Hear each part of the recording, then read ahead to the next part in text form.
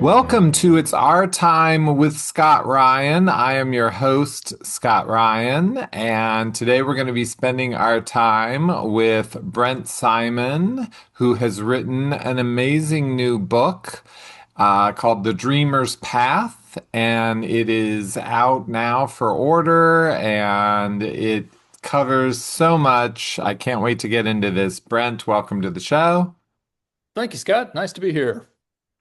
So, there's a million ways to cover David Lynch, and your bookshelf behind you shows that there's a million books Sure. about David Lynch. But crazily, no one has thought of covering him as the actor. How did you stumble upon this idea? It wasn't a dream per se, but just as, David Lynch has talked a lot about dream logic and loving that. Been a huge fan, obviously, Twin Peaks and David Lynch all my life. But it's, as you well know, like it can be intimidating, the idea of like writing something about him because so much has been written. Had the good fortune to interview him many, many times. And, it was probably in kind of like a very deeply reflective, meditative state that the idea came to me, sort of, where I was kind of thinking about Twin Peaks and the third season and how time, the element of time, factored into the narrative for that show, that season, and the character Gordon Cole, and it was really fascinating to me. And then I was thinking, oh well, that means something to Lynch as a performer.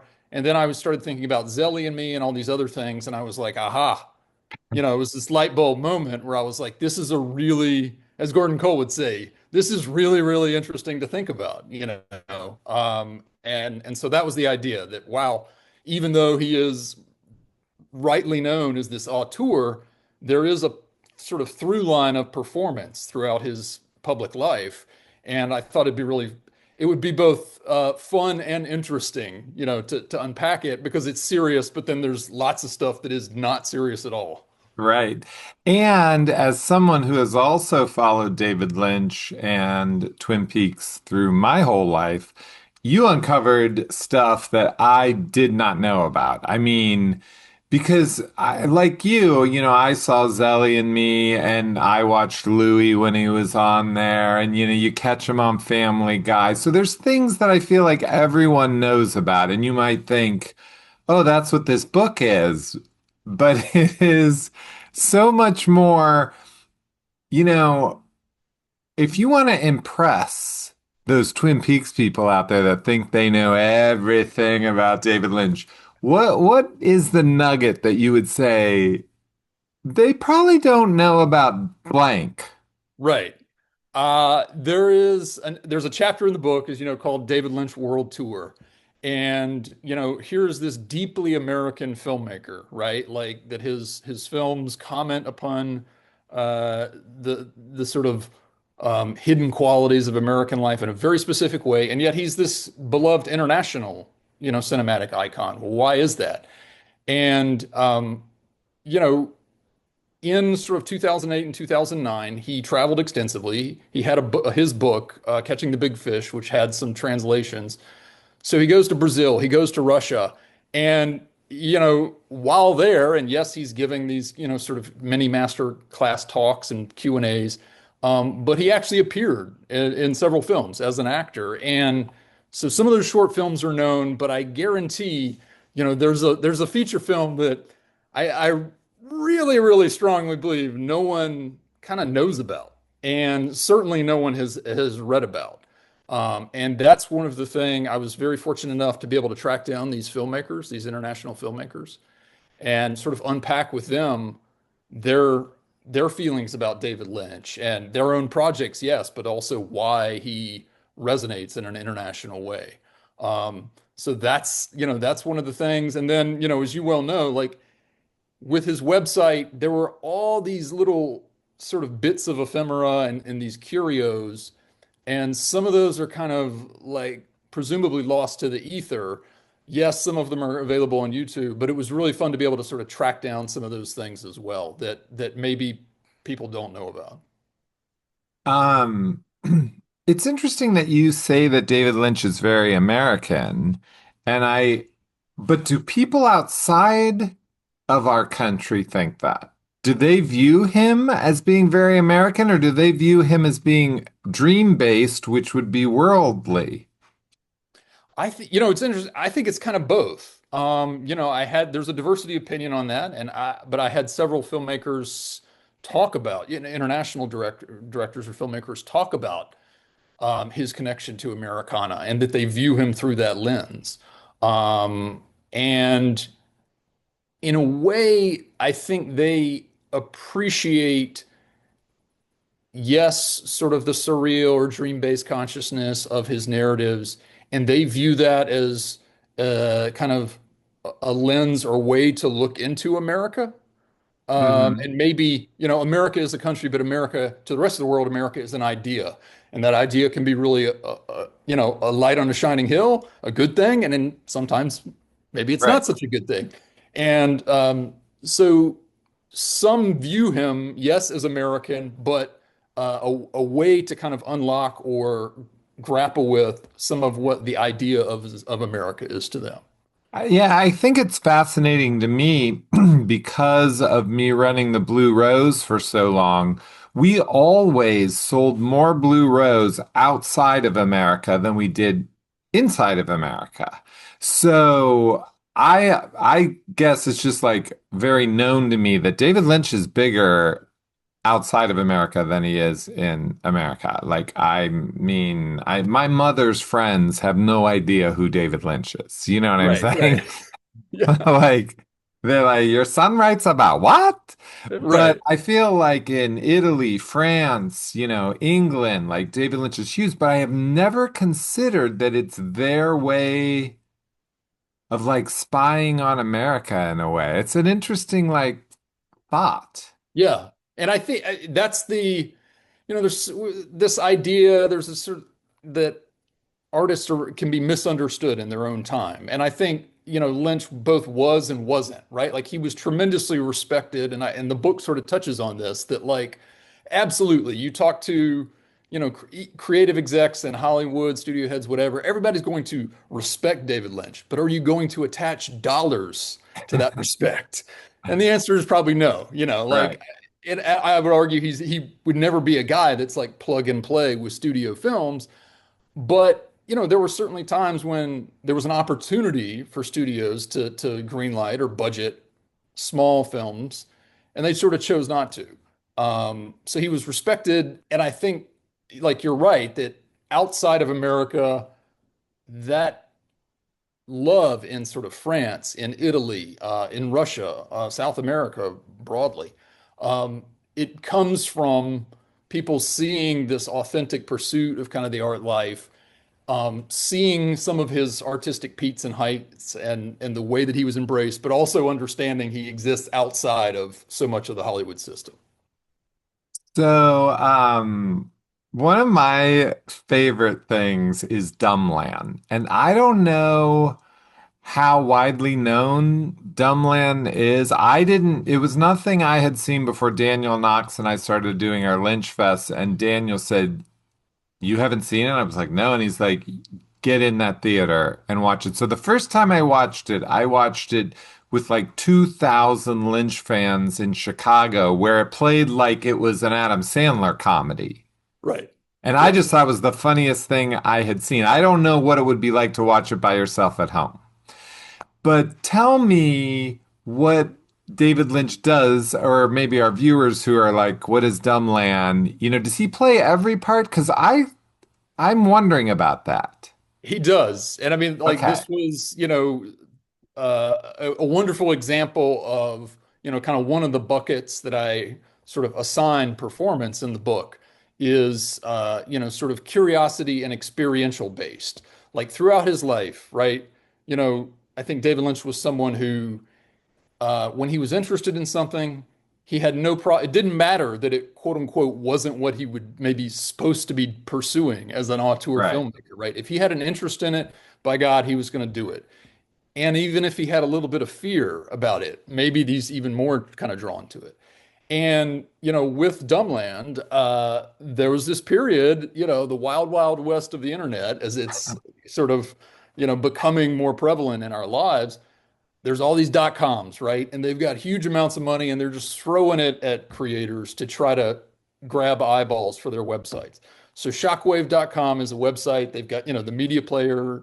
And it really, in a way to promote that, they had this website and they had the idea of like, we'll bring in these filmmakers and just give them carte blanche. They can do whatever they want. So they gave Lynch some money, and he agreed to do this, this short animated series. And all the episodes are sort of like, 3 to 5 minutes, 5.5, 6 minutes. And I think two, really, the first two premiered on Shockwave. The dot com, you know, boom goes bust, right? These eventually ended up on David Lynch's website. And as you said, it was really a way for him to showcase this very coarse, crass sense of humor. It centers around this very loutish figure, Randy, who is um, uh, terribly abusive, verbally and physically. But also, like so many American sitcom dads, he's a blithering idiot, right? So this was a way for Lynch in a really, kind of very ribald surface way to explore some of these same concepts that were prevalent through a lot of his work. And he voiced all the characters. So he voices Randy. He voices, they used kind of this little vocoder that allowed him to sort of change the pitch and timbre of voices in real time. And that was a way for him to lean into the experimentation of flash animation at the time and do it all himself. And it was a I hell of a love lot how of time spent. seriously you're like pitching the plots Yeah, yeah. and things like you're like, well, he's kind of abusive. Like, no, this thing is batshit crazy. Yes. Like, I mean, it's off the wall, but I think you like have to go in being like, I'm gonna laugh.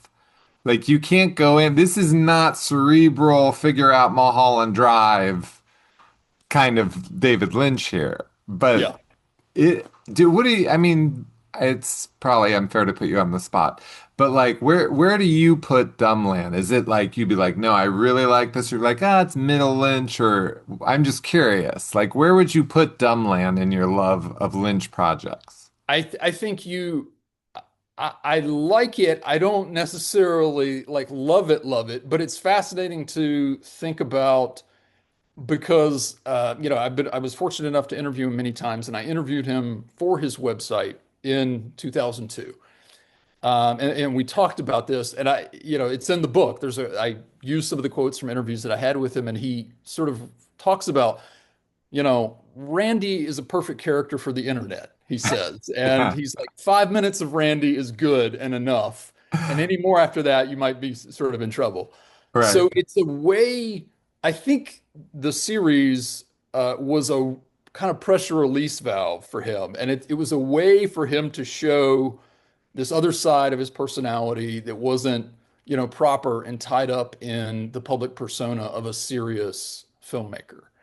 And so in that sense, to me, it has value. And you're right, it's funny, Have you but only seen if it you're with sort an of in the right mind. audience? What's that? Have you ever seen it with an audience? No, not in a public presentation. I saw it at the time Okay. online, like on his website, and then yeah, just kind of I bought it through his website, so I've seen it at home, but not with a public presentation. Yeah, I mean, I think if I watched it, like if you would have said, Scott, you haven't seen Dumbland? Here, watch this at home tonight. I might have stopped it. I don't know that I would have sat there and watched all eight of them, but in that moment, in a Lynch thing, when you've seen a bunch of stuff and when you're with Lynch people, it really plays like really funny.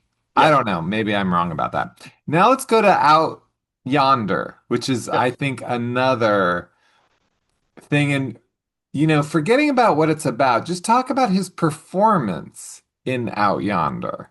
Because I Yeah, do think it's a little bit different than what we see in other places. it really is. And it was a series, and that's kind of I use that term loosely. There were three Out Yonder episodes, and they released in 2002, 2003, 2007. And he did these kind of shorts or these episodes with his son Austin.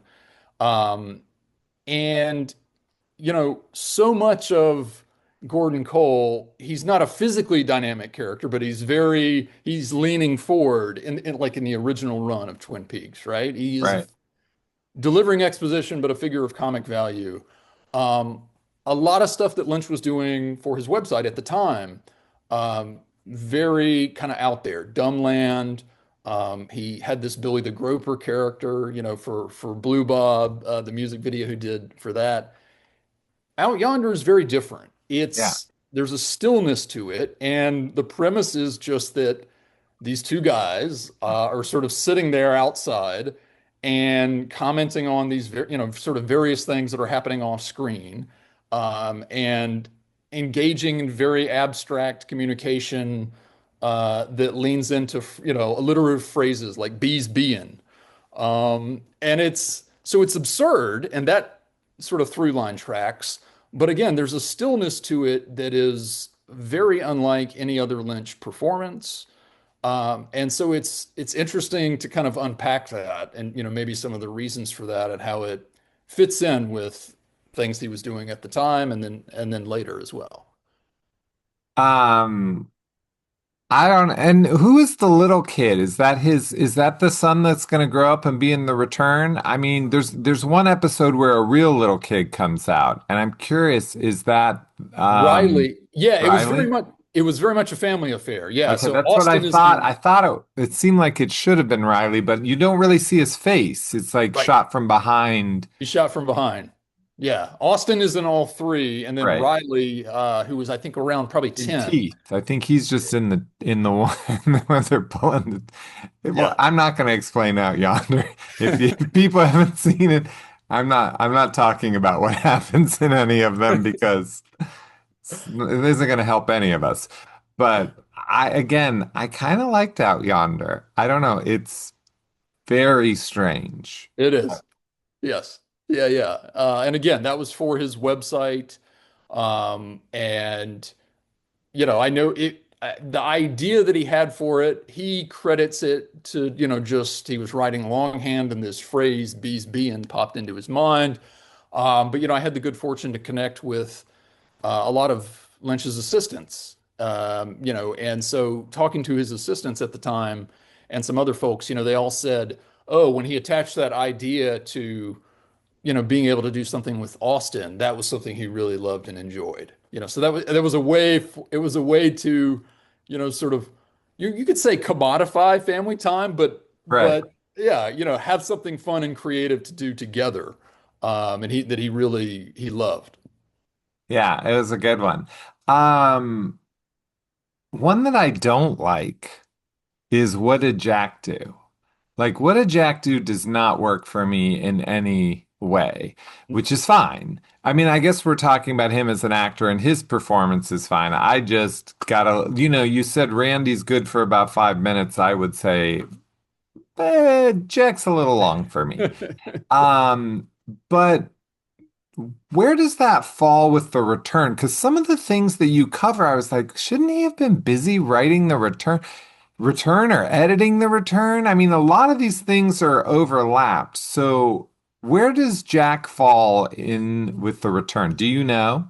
Yes, and it's really interesting because that is a project that has very deep roots. And so, where we sort of place it chronologically in the book, I think is 2017 when Right. it Yeah, you have it premiered. after the return in the book It came as far out as on coming out. yeah, like it came out on Netflix eventually on his birthday in 2020. So for a lot of people, it was this pandemic curio, right? And it just sort of dropped. There was no big build up to it, and everyone's like, "What the hell is this?"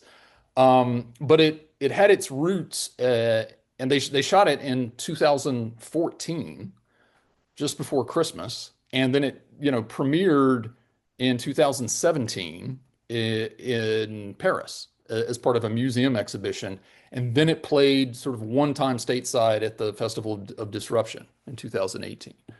So it's this uh, interesting project that I know he had some ideas for. The whole idea of him interacting with the talking monkey and voicing the monkey as well was something he was fascinated by.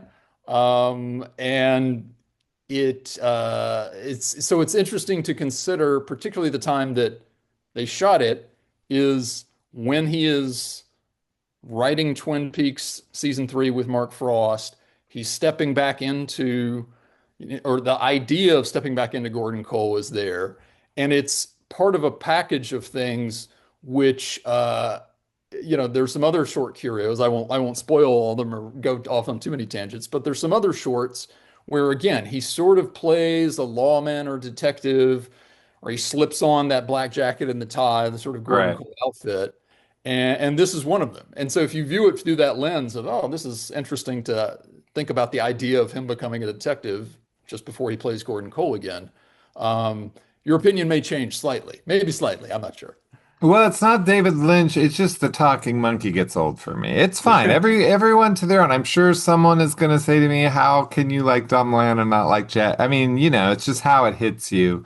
That one just never landed quite so well with me. What is something, if you were going to give Lynch an Oscar for his best performance, and we're going to table Gordon Cole. Gordon Cole isn't fair. Yeah. What do you present him with an acting Oscar for after working on this book? What would you say? This is the performance. I have an answer. I'm going to see if we come together on See this. if we agree. You want me to write it down like it's a game show? Right. Oh, Oh, that'd be damn, I great. don't have a Yeah, pen yeah, because it's 2026. yeah. Um, with I look, I have a lot of love for kind of the monologue that he delivers in Lucky, the movie with Harry Dean Stanton. I think that he threads this needle where he takes something that is really ridiculous, like this his passion for this pet tortoise, and he sells it, right? And in the hands of a less committed or authentic performer, it would just come off as, really over the top or purposely eccentric, and I think it works. But if you're asking me, like, realistically, what could be an Oscar-worthy performance or an awards-worthy performance, I mean, I do think The Fabelmans it works on so many levels, and I think that he kind of just crushes that scene. And talking to folks, even if they didn't respond to the movie, I really don't know anyone who kind of didn't respond favorably to that penultimate scene in The Fabelmans where he plays John Ford and delivers some very memorable advice. Yeah. I really hated the Fablemans. Look at me giving my opinions. No one asked. And it's just because I made movies when I was a kid in high school, and the class never stood up and applauded for me and carried me on my shoulders. I realized I wasn't Steven Spielberg, but I'm not sure that's how directors are treated. But what Right, do right. I know? But Uh, did you still love that scene? I loved the David Lynch part, yeah, Yeah. but there's just parts of that movie that I think. I've made a lot of movies on my own, and no one knows that you edited them. And it's just that movie does not play true to me. But that's not what we're here to talk about. The answer, unfortunately, was Lucky. I think he's so good in Lucky that it's shocking. Like, that's to me what justifies your book. Not that your book needs justification, but if anybody was like, oh, he's just playing Gordon Cole, he's just playing David Lynch in these things. Man, lucky he's not playing David Lynch. He is a character in a movie and he breaks your heart. You're right about that tortoise that you shouldn't even care about. I Yeah. mean, he's good in that movie. He's good in Fablemans too, and in many of these, but that one, whew, Lucky is a good movie. Yeah. And it's, they shot that July 4th weekend, as David Lynch is editing Twin Peaks season three. They worked out the schedules and he wanted to do the film, obviously, because he has this deep personal friendship with Harry Dean Stanton. And, I had the good fortune to talk to the director, John Carroll Lynch, also talked to Ron Livingston. And the latter in particular talked about this element of outsider art or outsider performance, and that, he was saying there's nothing about the performance that is what they, quote unquote, teach you in acting school, like voice modulation or anything like that. And so he said it was fascinating to watch him take this, kind of set piece monologue, but deliver it in a very different way that was wholly authentic to the character. And he was really blown away by it. And he has some interesting things to say about how that even kind of affected his perception of acting for himself. That's awesome. It's a great movie as well. So you got some incredible interviews for this book. One I'm extremely jealous of because I tried so hard to get Heather Graham for my Fire Walk with Me book. You got Heather Graham. I think that's a great get. Many other people tease some of our listeners to some of the voices they'll hear in your book. Yeah, I mean, there are so many. Again, I talked to over 70 people, I think some kind of off the record even, but like 62 people maybe are quoted. Um, it was a lot of work to track folks down. But I think amongst, the many, many folks that I talked to, um, you know, there's such a diversity of opinion on certainly his films, but even his relationship with acting. So it was fascinating to talk to these people who had very long-standing relationships with him, like Dwayne Dunham, like Michael Onkeen, Michael Horse, Melita Toscan Duplantier, who sort of appears with Monica Bellucci in that scene in The Return. She's known him for 20 plus years. And they all have different views about why David Lynch continued to act. Why did was he nervous with acting? I think Michael L. Moreta, who directed him in Naja, has some really interesting things to say. And so, those are some that stick out for me. And then there's just, folks that were a lot of fun, who again connect to maybe some of the voice work that he did on kind of Family Guy and Robot Chicken and things. So Seth Green and the writers from the Cleveland show and or Mike Henry was the co-creator of that show. Um, they had really fascinating things to say as well about what that work meant to him and to them, to be able to work with him. Um, lots of interesting opinions for sure. Yeah, I mean, it's not a timid book.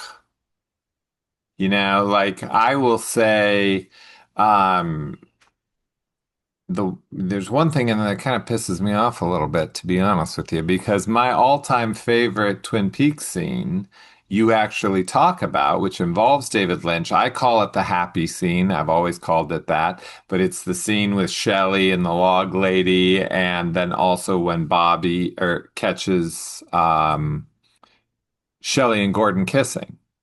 And Mhm. I did not know that Gen Z doesn't like that scene and they're against it. Yeah. And that I was like, "What are you talking about?" And I was yelling at the book while I was reading it, which means it's a good book, because I think it's Harley Peyton who says, it serves no purpose, but that's not true. Bobby has been not caring about Shelley, and Gordon kissing her snaps Bobby back into it, and that's Yeah. when Bobby and Shelley reunite. So I yelled at your book. Yeah. We see that in the next episode. You're right. Yeah. I mean, it wasn't just something thrown in there. It actually does have like because I think Bob Engel says, no, that's how you do television, and I was more on his side.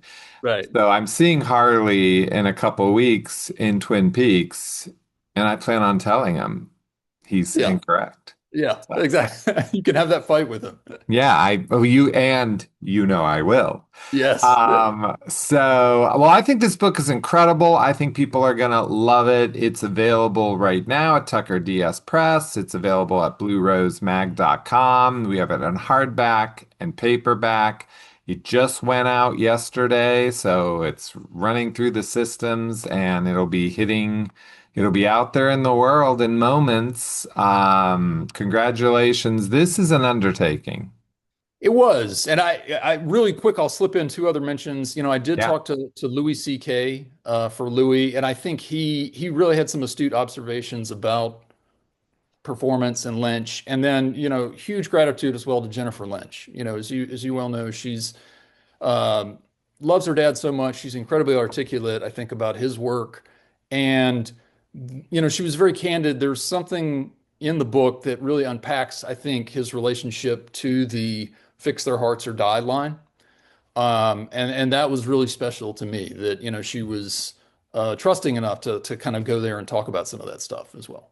Yeah, I mean, I love that you have a whole chapter on Fix Your Hearts or Die. I mean, I Yeah, think that's really important and the lasting thing, I think, from the return in a fish in a percolator type way. It's nice that it's a good quote. Now, wouldn't you say that after talking with Jennifer Lynch, that you would trade any friend you currently have for Jennifer Lynch? she's great. I mean, she's so, you know,